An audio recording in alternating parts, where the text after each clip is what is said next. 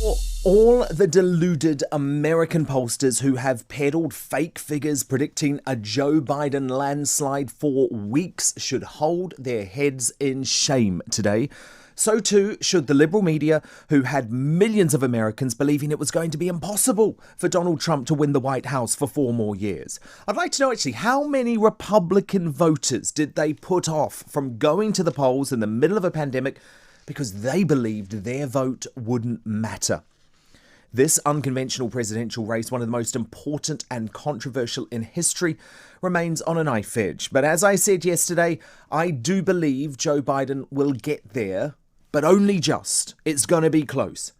And last night's result is certainly no repudiation of Donald Trump, in my opinion, and it's certainly no endorsement of the far-left extremists using the BLM movement to bring chaos, carnage, and violence to the streets of America. Many of the issues real Americans were talking about were ignored by the woke media.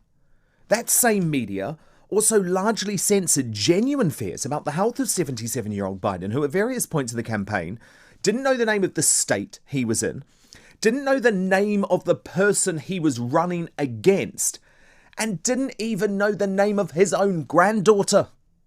Of course, look, all the votes need to be counted. It's not going to be quick. It's not going to be easy. But there is a great irony for me in seeing so many of the left-wing Ramonas in the UK who did everything in their power to try and overturn Brexit, the biggest Democratic vote in our history, boring on today about Trump's threat to stop counting certain votes. It's critical we remember the US system is fundamentally different to ours, with the Electoral College in play and the Supreme Court the likely eventual arbiter of court challenges of state-by-state results. The path to a clear outcome may take many weeks. That's democracy. It's not always straightforward. Just ask George W. Bush and Al Gore. So what do you think? Why do you reckon Americans in overwhelming numbers ignored the political classes, ignored the media, ignored all of the pundits who said this was going to be a Biden landslide, and they came out and they voted for Trump in numbers that no one expected? I know many of you did, but I'm talking about anyone on the media, in any of the pollsters.